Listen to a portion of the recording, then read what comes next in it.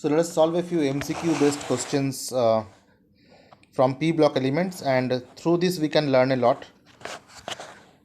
Now writing these questions on the board and teaching is quite a difficult job, and it is time consuming also. So I am using this screen recorder system so that your learning is effective and it is less time taking.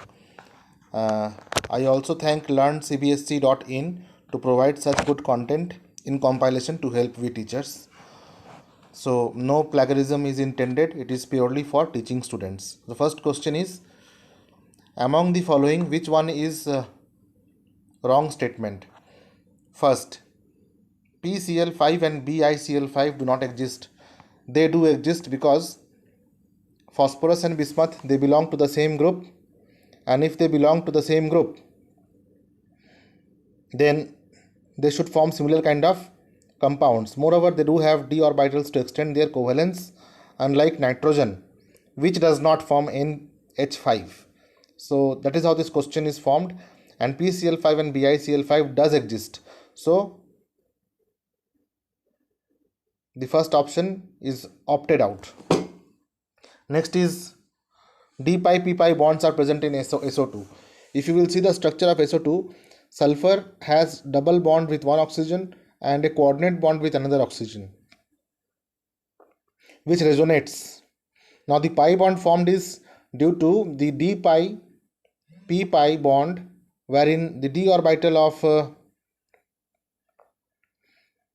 sulfur and the p orbital of p, they undergo lateral overlapping to form the pi orbital, pi bond. So B is also correct. C, selenium fluoride and methane have same shape. Why should they have same shape? Because if this would have been silicon, then it would have same shape. But since selenium belongs to some other group and carbon belongs to some other group, so the central atom belongs to different groups, and hence they should not have same shape. Okay, so option C seems to be wrong. I3 has a bent geometry, we all know. So C we will see the answer.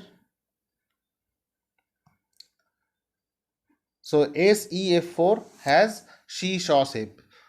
To practice it further, you can draw the structure by using Vesper theory and hybridization concept, and you will find that SEF4 will have C-shaped structure, whereas CH4 has tetrahedral structure, and it is known to all of us. Next is, in which of the following pair of ions, both species, contain SS bond? So I had drawn the structures of each of these pairs earlier before preparing this lesson. So I had seen that S4O6 has SS bond. S2O3 is nothing but just like SO4. In case of SO4, if you remove one S and give double bond S, it will form S2O3. So in first case, SS bond is there. In all other cases, they have a sulfur oxygen sulfur bond. So although, say, if you see option D, S2O3 is there, but the second member of the pair does not have sulfur sulfur bond directly, they have an oxygen in between. So either they are peroxysulfuric acid or they are oxysulfuric acid. So in between there is an oxygen or there is a peroxide bond in one of the pairs, except in case of option A. So option A should be right in this case. To understand this further, draw the structure of each of these pairs and see. See, in option A, sulfur-sulfur bond is there directly, and in option A, second member, the sulfur-sulfur double bond, actually in normal case, this sulfur is of oxygen, so it is SO4, just like SO3, SO4 2 minus. But if you remove one oxygen from the sulfur-sulfur double bond, one sulfur is removed when you put one oxygen, ये जो sulphur double bond है, इसमें से एक sulphur को हटा के एक ऑक्सीजन डाल देंगे तो कोई फर्क नहीं पड़ेगा, क्योंकि सल्फर और ऑक्सीजन एक ही ग्रुप का एलिमेंट है. तो S2O3, in S2O3 sulfur bond is there, in S4O6 sulfur bond is there, but in all other options like B, C and D, sulfur bond is not there. Next, Which of the following is the correct? Which of the following order is correct for bond dissociation enthalpy of halogen? Electronegativity जितना ज़्यादा होगा उतना bond energy ज़्यादा होगा, लेकिन अगर electronegativity ज़्यादा है और साथ ही साथ इंटर इलेक्ट्रॉनिक रिपल्सन ज़्यादा है तो बॉन्ड टूटना चाहेगा।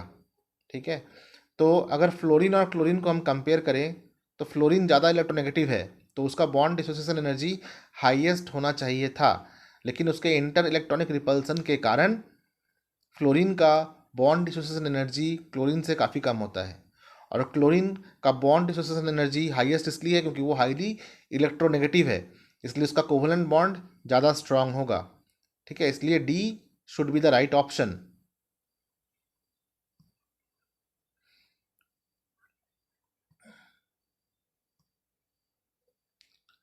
Question number 4. Which is the strongest acid in the following? HClO4, H2SO4, H2SO3, H2SO4, H2SO4 and ClO3. Strongest acid निकालने के लिए सेंट्रल एटम का ऑक्सीडेशन स्टेट निकालेंगे। जिसका ऑक्सीडेशन स्टेट सबसे ज़्यादा होगा वो सबसे ज़्यादा एसिडिक होगा, इसलिए क्योंकि वो हाइड्रोजन से इलेक्ट्रॉन को पुल आउट करके H+ बना के वाटर में फर्निश बहुत जल्दी करेगा। तो अगर हम कंपेयर करें सबके ऑक्सीडेशन स्टेट को तो HClO4 में Cl का ऑक्सीडेशन स्टेट +7 है, तो +7 होने के कारण क्या होगा, हाईएस्ट इलेक्ट्रोपॉजिटिव कैरेक्टर है तो वो उससे इलेक्ट्रॉन लेगा, किससे लेगा, हाइड्रोजन से, और H+ को रिलीज कर देगा। सो HClO4 is the strongest acid in this case. लेकिन अगर यहाँ पे HClO होता, सिर्फ HClO होता, तो इन दैट केस HClO को हम स्ट्रॉन्गेस्ट एसिड मानते। ठीक है, हम अपना लॉजिक कह रहे हैं इसलिए ये फैक्ट्स है, ऐसा नहीं है, ये फैक्ट्स है तो हम अपने लॉजिक से इसको एक्सप्लेन कर रहे हैं। ठीक है, जो फैक्ट्स है it is explained, it is not due to the facts are because of our explanation. So let us see the right answer. C option A is the strongest because Cl has +7 oxidation state. Then 5. In which of the following pairs the two species are isostructural? अगर हम एक एक का pair एक एक का VSEPR theory के अनुसार और हाइब्रिडाइजेशन के अनुसार अगर हम ड्रॉ करना शुरू कर दें स्ट्रक्चर, तो जल्दी से हम इसको ऑप्ट नहीं कर पाएंगे। ठीक है, तो इसको जल्दी करने के लिए हम देखेंगे जो सेंट्रल एटम है वो आइसो इलेक्ट्रॉनिक किस केस में है और आस पास के ग्रुप के कौन सा है। ठीक है, तो nitrogen belongs to group 15 and oxygen belongs to group 16, but their period is different, so their structure may not be different. This is one thing. Another thing, the number of electrons around sulfur would be, sulfur will have 6 electrons and one electron given by oxygen, so 6 on 6 12 and 2 more, so 14. In case of nitrogen there are 7 electrons plus 10 and it is 11. So चूँकि central atom के गिर्द same number of electrons नहीं है इसलिए उसका structure भी same नहीं होगा। BF3 NF3 we know that BF3 is trigonal planar but NF3 is trigonal pyramidal, ये तो हमें पता है। SF4 and XeF4, SF4 में क्या होता है, सी शॉ शेप होगा और XeF4 में स्क्वायर प्लेनर होगा और स्क्वायर प्लेन में चारों कॉर्नर पे एक एक फ्लोरीन और एक above the plane below the plane 2 lone pair होंगे। ठीक है, तो ये भी अलग होगा। BrO3 ब्रोमेट आयन और जिनन ट्राइफ्लोराइड में देखेंगे ब्रोमीन और जिनन को कंपेयर करेंगे। ब्रोमीन और जिनन को कंपेयर करेंगे तो क्या दिखेगा हमें, ब्रोमीन है ग्रुप 17 का, जिनन है ग्रुप 18 का। तो ब्रोमीन के वैलेंस सेल में 7 इलेक्ट्रॉन्स हैं, तो 7 और 3 इलेक्ट्रॉन किसने दिया, 3 इलेक्ट्रॉन दिया ऑक्सीजन ने 10, और एक जो है नेगेटिव चार्ज है तो 11 हो गए। जिनन में आउटर मोस्ट सेल में कितने हैं, 8 हैं और 3 किसने दिया, ऑक्सीजन ने दिया, तो इसमें भी 11 इलेक्ट्रॉन्स हैं। तो चूंकि सेंट्रल एटम ब्रोमाइड और जिनन दोनों में सेम है तो इसका स्ट्रक्चर सेम हो सकता है।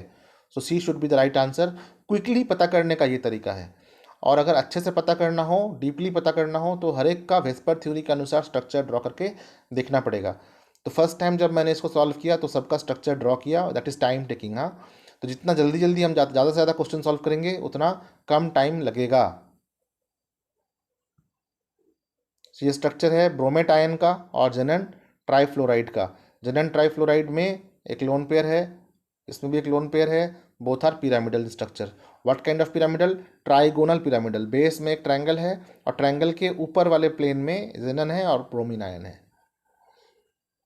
What is the correct order of the oxidising power? Oxidising power, सबसे ज़्यादा ऑक्सीडाइजिंग पावर किसका है?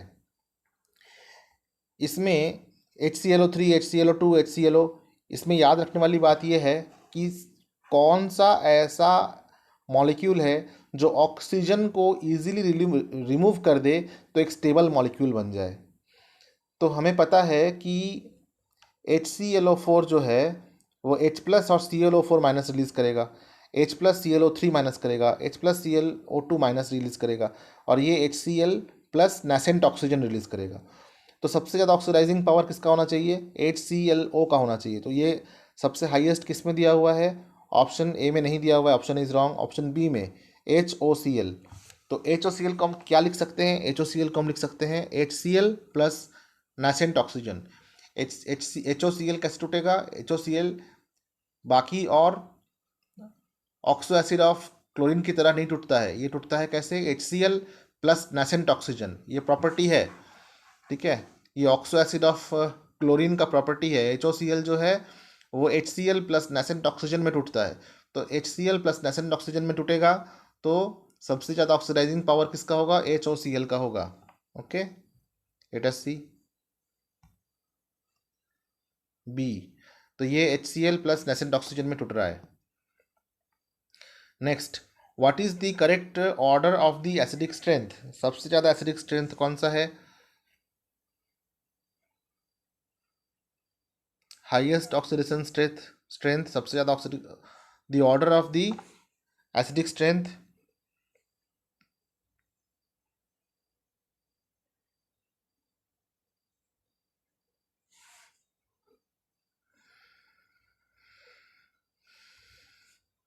इन each of this case chlorine का ऑक्सीडेशन नंबर सबसे हाईएस्ट है, ठीक है, तो वो H प्लस को रिलीज करेगा, so they are all acidic.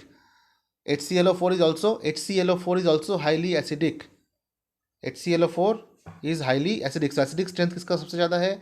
HClO4 का, क्योंकि इसका +7 ऑक्सीडेशन स्टेट है। तो ये क्वेश्चन पहले भी आया था कि एसिडिक स्ट्रेंथ किसका सबसे ज़्यादा है, तो HClO4 हमने निकाला था, और अब भी HClO4 ही होना चाहिए। बस ये जो ग्रेटर देन साइन है वो डिफरेंट किया गया। ये पहले भी ये क्वेश्चन पूछा गया था इसी सीरीज में। यहाँ पे which is the strongest acid, तो हमने यहाँ पे कंक्लूड किया था HClO4, ठीक है। तो उसी के अनुसार यहाँ पे कॉन्ट्राडिक्शन नहीं होना चाहिए। तो HClO4 ये ऑक्सीडाइजिंग स्ट्रेंथ के ऊपर है। HClO4 should have the highest acidic strength, so B should be right answer. Let us see B. So B has the highest oxidation state. Next, which of the following is the strongest oxidizing agent? अगर हम inter halogen compound देखेंगे तो left side में हम electropositive element को लिखते हैं और राइट साइड में हम इलेक्ट्रोनेगेटिव एलिमेंट को लिखते हैं।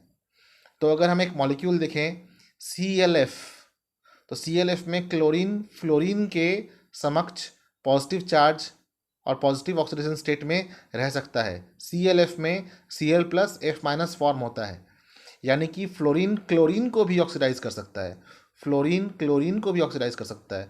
तो इन सब में सबसे ऑक्सीडाइजिंग एजेंट कौन सा होगा? फ्लोरीन होना चाहिए, F2। So F2 is the best oxidising agent. Next, what is the correct order of the bond angle of the following species? तो इसमें सेंट्रल एटम देखेंगे हर किसी का। सेंट्रल एटम में किसका सबसे ज़्यादा बॉन्ड पेयर है? बॉन्ड पेयर जिसका सबसे ज़्यादा होगा उसका बॉन्ड एंगल सबसे कम होगा, ठीक है। और जिसमें लोन पेयर सेंट्रल एटम में कम होगा उसके बॉन्ड पेयर्स वो इजीली रिलैक्स्ड फॉर्म में एक्सटेंड कर सकेंगे। तो सेंट्रल एटम इसमें कौन सा है, ऑक्सीजन है, फर्स्ट में ऑक्सीजन है, ऑक्सीजन में 2 क्लोरीन है, तो 2 लोन पेयर हो गए। देन ClO2 माइनस, तो इसमें सेंट्रल एटम क्लोरीन है, 2 ऑक्सीजन है, एंड क्लोरीन में बहुत सारे लोन पेयर हैं।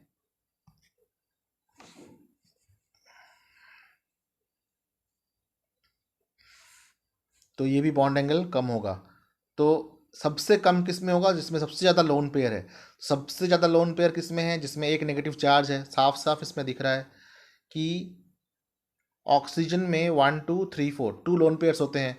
क्लोरीन में कितने लोन पेयर होंगे, 2 बॉन्ड बनने के बाद भी कई सारे, क्योंकि इसमें 7 इलेक्ट्रॉन्स है आउटर मोस्ट ऑर्बिट पे। तो क्लोरीन के ऊपर बहुत सारे लोन पेयर होंगे, ठीक है। और इसमें ClO2 माइनस में सबसे ज़्यादा। तो सबसे कम बॉन्ड एंगल किसका होना चाहिए, ClO2, क्योंकि जो नेगेटिव चार्ज है, वो जो इलेक्ट्रॉन पेयर है, वो बॉन्ड पेयर को धक्का मारेगा, धक्का मार के कम कर देगा, ठीक है। तो bond angle will be least in case of ClO2। फिर उससे ज़्यादा बड़ा कौन सा होगा, Cl2O। Cl2O में 2 लोन पेयर ऑफ इलेक्ट्रॉन्स हैं, किसके ऊपर, ऑक्सीजन के ऊपर, और एक एक सिंगल सिंगल बॉन्ड है किसके साथ, क्लोरीन के साथ, ठीक है। It is just like H2O। Cl2O को जस्ट H2O की तरह देखा जाए, ठीक है, बस H के बदले Cl लगाया गया है। उसके बाद आया ClO2, क्लोरीन के साथ double bond oxygen, double bond oxygen है, और डबल बॉन्ड ऑक्सीजन होने के कारण क्या होगा कि जो लोन पेयर है वो एंगेज्ड है बॉन्ड फॉर्मेशन में, इसलिए इसका भी बॉन्ड एंगल सबसे ज़्यादा होगा। तो सबसे कम को अगर हम आइडेंटिफाई कर लें तो हमारा ऑप्शन क्लिक हो जाएगा। सबसे कम किसका है, बी, ठीक है। अगर Cl2O और ClO2 में डिसीजन मेकिंग नहीं भी हो पा रहा है तो ClO2 माइनस को देख के हम डिसीजन मेकिंग कर सकते हैं। So B should be the right option. B is the right option. Next, sulphur trioxide can be obtained by which of the following reaction. इन सभी रिएक्शंस को अगर देखा जाए तो फेरिक सल्फेट को अगर हम हीट करते हैं तो ये ferrous sulphate plus sulphur trioxide निकालता है, ठीक है। Ferrous sulphate plus sulphur trioxide, क्योंकि इसी में एक्सेस सल्फेट आयन है, एक्सेस सल्फेट इसी में है, तो SO3 निकलने के चांसेस भी इसी से हैं। यहाँ पे 3 का एक फैक्टर भी है, तो SO3 निकलने के चांसेस भी Fe2SO4 होल थ्राइस से है। इस तरह से हम याद कर सकते हैं। Late us see the reaction, है ना। तो FeSO4 होल थ्राइस जो है उसको हीट करेंगे तो फेरिक ऑक्साइड और SO3 गैस निकल रहा है, ठीक है।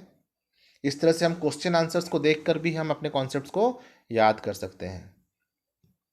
Chlorine reacts with hot concentrated NaOH. The oxidation number of the chlorine changes from,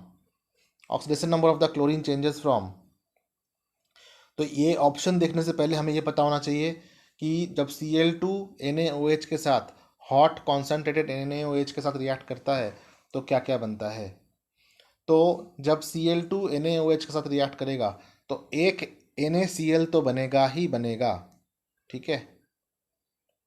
तो अगर एक NaCl बन रहा है तो इसमें एक ऑप्शन ये है बी, जिसमें 0 to -1 क्लोरीन चेंज हो रहा है, क्लोरीन का 0 से -1 चेंज हो रहा है और 0 से -1 चेंज हो रहा है। अब दोनों में 0 to -1 है। दूसरा है कि क्लोरीन, सब में एक क्लोरीन का कुछ दिया हुआ है कि इसमें 0 to +5 है, 0 to +5 है, 0 to +3 है, यानी कि एक चेंजेस और भी हो रहे होंगे जहाँ पे क्लोरीन का ऑक्सीडेशन स्टेट या फिर +5 हो रहा होगा, या फिर +3 हो रहा होगा, या फिर -3 हो रहा होगा, ठीक है। तो क्लोरीन का सोडियम के ऑक्साइड के साथ कौन सा ऐसा मॉलिक्यूल है जिसमें क्लोरीन का ऑक्सीडेशन नंबर +5 होगा, ऐसा कुछ हो सकता है क्या।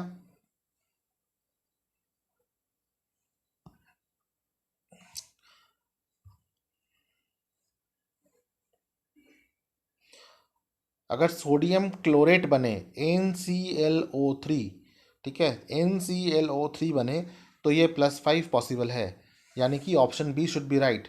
तो रिएक्शन क्या है वो रिएक्शन देख लेते हैं एक बार, और इस रिएक्शन को प्रैक्टिस कर लेते हैं ताकि अगर कभी भी ये क्वेश्चन आए तो उसको 2 प्रकार से हम सॉल्व कर पाएंगे। पहला, एक तो MCQ सॉल्व करने में, दूसरा what happens when type of question भी हेल्प करेगा. What happens when chlorine gas reacts with hot concentrated NaOH. So when chlorine reacts with hot concentrated NaOH, it forms NaCl plus NaClO3 and H2O. अब NaClO3 में Cl का oxidation state क्या होगा, +5. यानी कि एक बार क्लोरीन जो है -1 में चेंज हो रहा है और एक बार क्लोरीन जो है +1 +5 में चेंज हो रहा है. तो which option should be right? Option B should be right.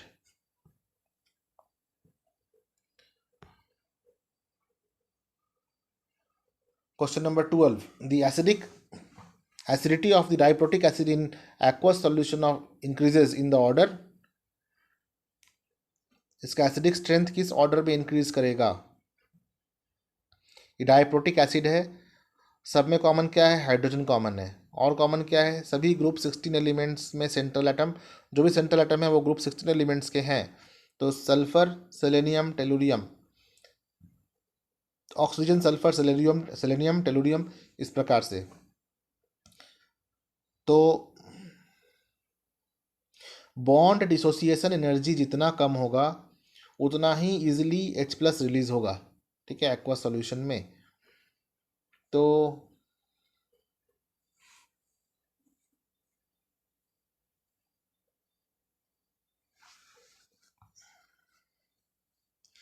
Acidic strength किसका सबसे कम होगा?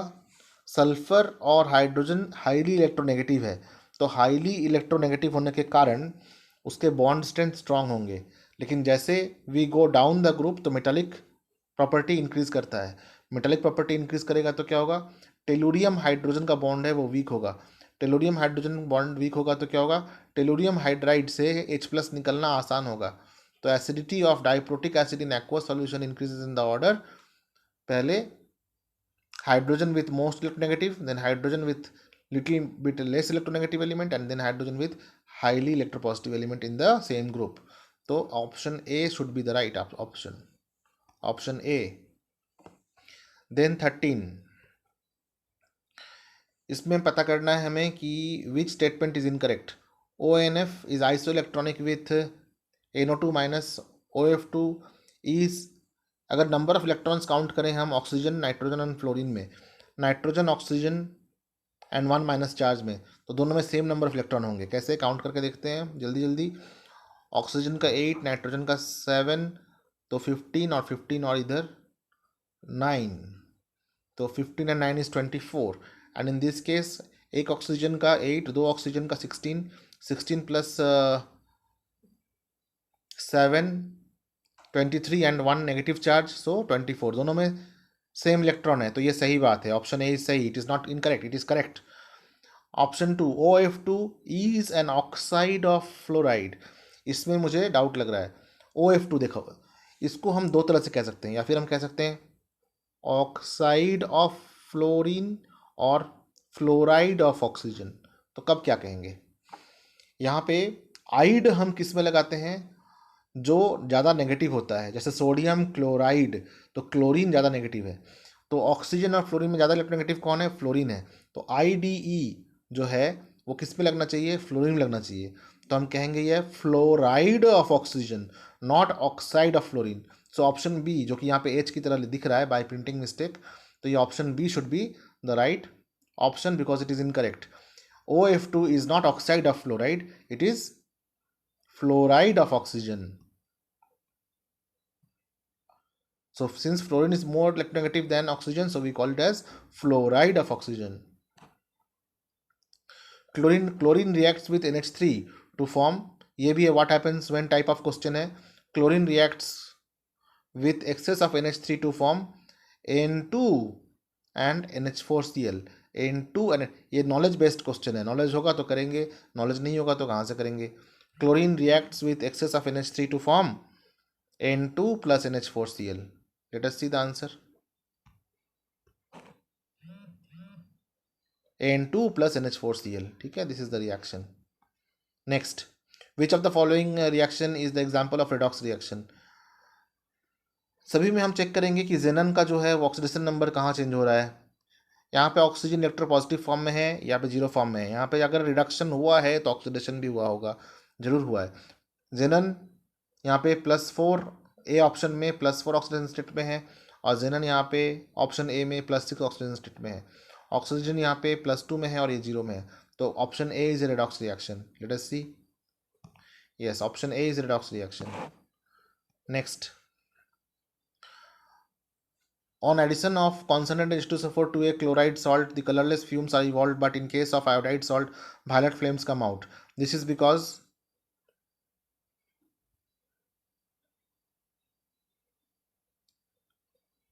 वायलेट फ्लेम तो तभी निकलेगा जब आयोडीन निकलेगा, ठीक है। अब आयोडीन निकलने का प्रोसेस क्या है? HI तो वायलेट कलर का नहीं होता है, I2 ही वायलेट कलर का होता है। तो दो ऑप्शन इसमें I2 दिखाया गया है, एक है H2SO4 reduces HI to form I2। अच्छा, अगर HI में I का ऑक्सीडेशन स्टेट क्या है? -1, और I2 क्या है? इसमें 0 है, ये तो ऑक्सीडाइज हो गया है ना, ये तो रिड्यूस लिखा हुआ है इसलिए गलत हो गया। दूसरा B, जिसमें आयोडीन निकल रहा है, HI gets oxidise to I2, तो अगर ये याद भी नहीं होगा तो बाय प्रिंसिपल यहाँ पे हम निकाल सकते हैं कि HI ऑक्सीडाइज होके ही I2 बनेगा, ना कि रिड्यूस होके, क्योंकि इसमें आयोडाइड में -1 चार्ज है और I2 में 0 चार्ज है। तो पहले HI बनेगा जब भी H2SO4 को हम किसी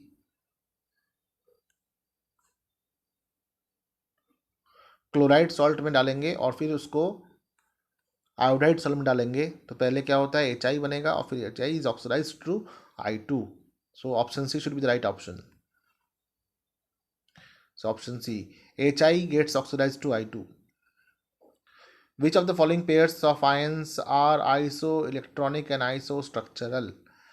जो आइसोइलेक्ट्रॉनिक होगा वो आइसोस्ट्रक्चरल भी होगा, लेकिन आइसो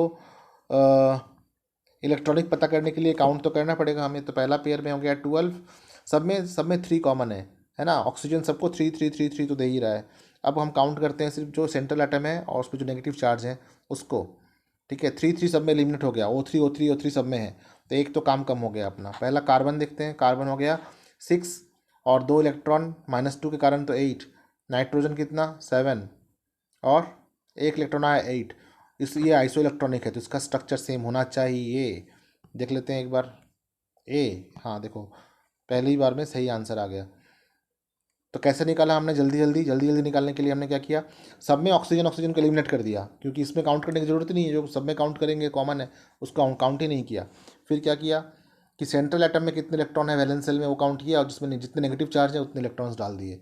जो आइसो इलेक्ट्रॉनिक है वो ज़्यादातर आइसोस्ट्रक्चरल होने का संभावना उसी का होता है, ठीक है। फिर 18, affinity of hydrogen decreases in the group from fluorine to iodine. Which of the following halogen acids should have highest bond dissociation enthalpy?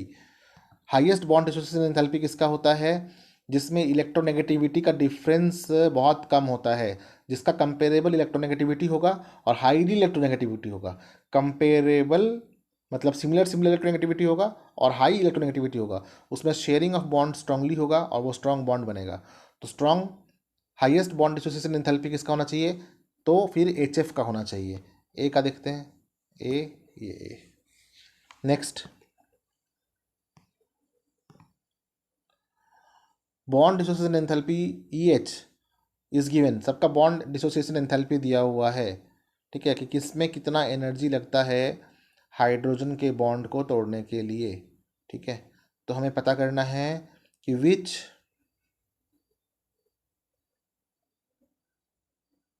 Compound will act as strong reducing agent, ठीक है। तो इसमें जो इजीली इलेक्ट्रॉन दे पाएगा वो strong reducing agent होगा, ठीक है।